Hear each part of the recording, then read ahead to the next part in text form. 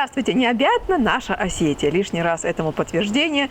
Наше вот такое прибытие в необыкновенно красивейший уголок Северной Осетии, горную Санебу. Сюда нас несколько причин привело в нашу съемочную группу. Во-первых, мы хотели поближе познакомиться с этим удивительным по красоте и энергетике краем. А во-вторых, поближе познакомиться с редкой удивительной профессией конюха. А точнее сказать, коваля. И сегодня я вам представлю такого интереснейшего человека, который всю свою сознательную жизнь посвятил этому доброму делу.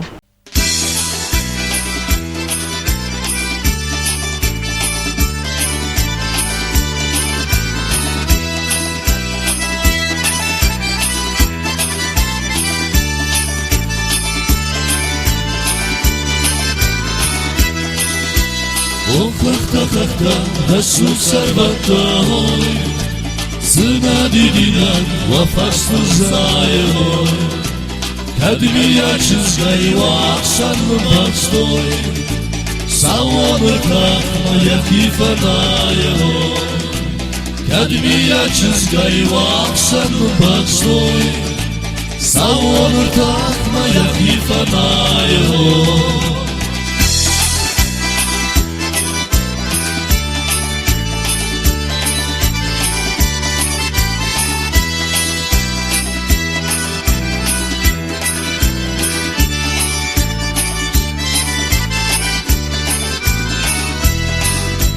Самархаваю сахсавай бонаевой, да франдурима азук масаштывой, футбоны расу загмар гомаевой, камда гуру латасы бастывой, футбоны расу загмар гомаевой, камда гуру латасы бастывой.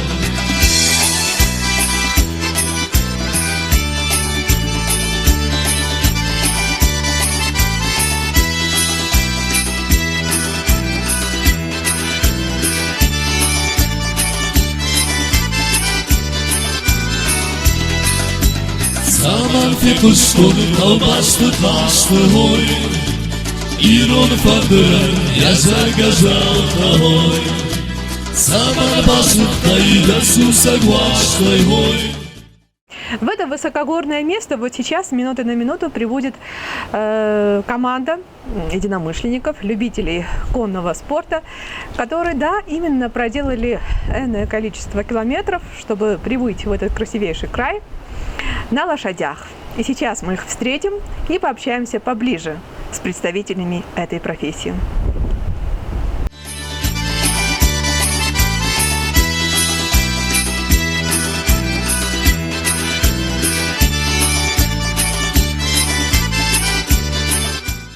Я хочу сказать за Сергея Кибизова.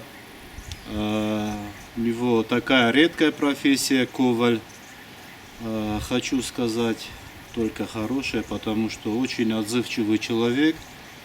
И когда бы ты не обратился к нему, он всегда реагирует, положительно реагирует, потому что по-другому он не может. Он любит лошадей, любит вот этот труд коваля. Вот он находит общий язык с лошадью. Я сам пробовал ковать и кую, но это одно дело, когда своего коня куешь и знаешь нрав, характер своего коня. А когда ты ездишь и абсолютно незнакомые лошади, то с лошадью нужно найти контакт. Я вот смотрю, часто наблюдаю за ним, он подойдет, погладит, как-то по-своему поговорить с конем, похлопать его, расслабить коня. И потом вроде бы смотришь, конь вроде бы был такой напряженный, расслабился, и он уже ноги дает, то есть с конем уже можно работать. То есть очень сложная профессия, редкая, нету практически, вот никто, к сожалению, не хочет работать, потому что очень тяжелый труд. Когда конь, еще есть понятие, берешь ногу, и он на тебя ложится, то есть нагружает тебя, и ты получаешь вдобавок вот этот вес, который ты ногу поднял, и вот он ложится на тебя, и коня надо держать. То есть поясница начинает ныть, я по себе знаю, очень тяжелый труд. Сергей вообще сам по себе очень добрый человек, отзывчивый. Наверное, лошади его тоже поэтому любят и доверяют, что в нем чувствуют вот эту доброту. Вообще, вот я считаю, что человек, который любит животных, лошадей, это очень хорошая энергетика, и от такого человека никогда плохого не жди. Это только добрые люди, способные только на добро. В процессе, вот, когда он занимался еще конным спортом, он начал осваивать профессию коваля. На сегодняшний день я со всей ответственностью могу заявить, что он единственный в республике мастер своего дела. Равных ему сейчас в республике Северной Осетии и Южной Осетии, как ковалю, нету. Он, как говорится, изучил эту профессию до последней буквы. Я могу так даже сказать. И насколько я знаю, он очень востребованный сейчас в Осетии, в республике.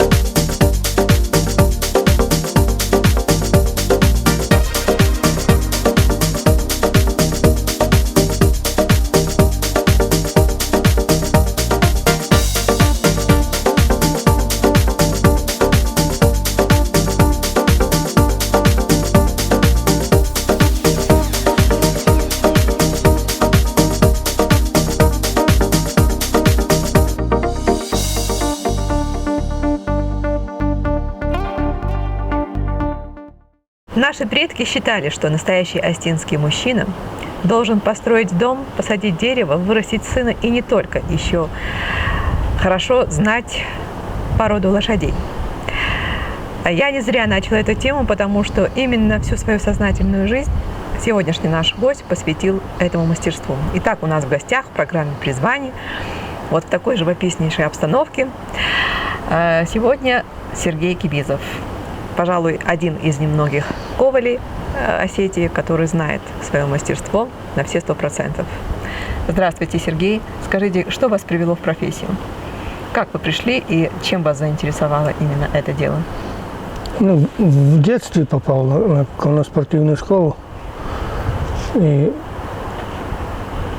это еще в 80-м году Кибизов Фердинанд, он был на Олимпиаде, и это вот мне как-то интересно было. И после этого я попал в конно-спортивную школу.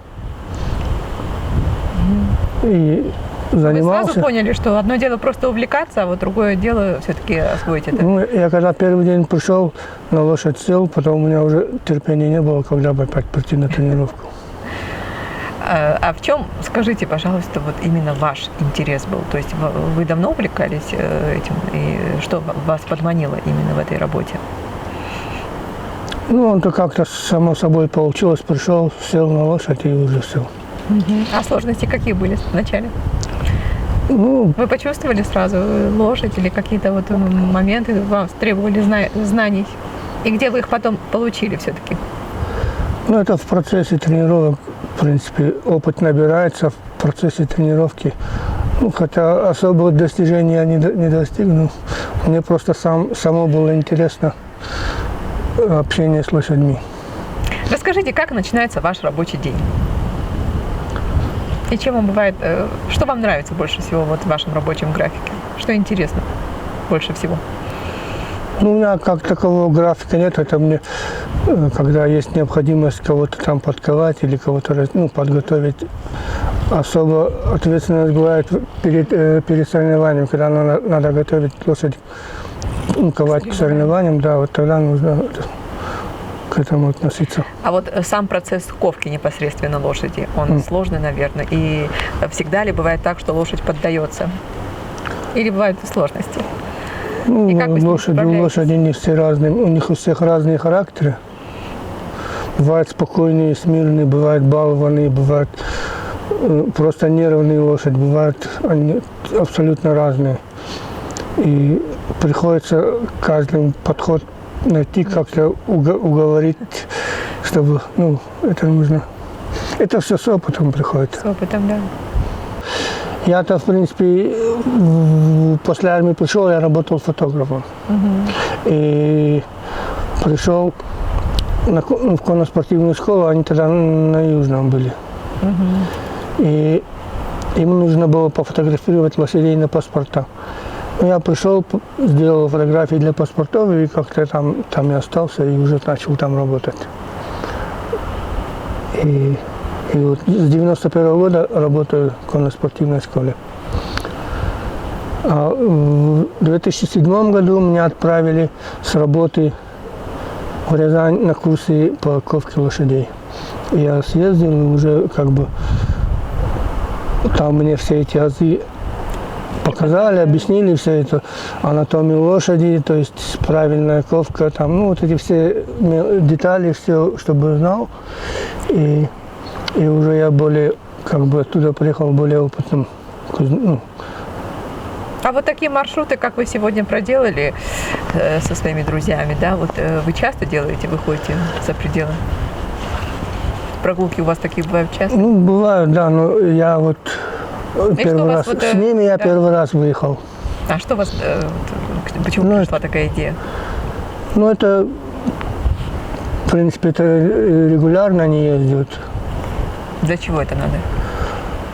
Ну, это как Для души и для лошадей.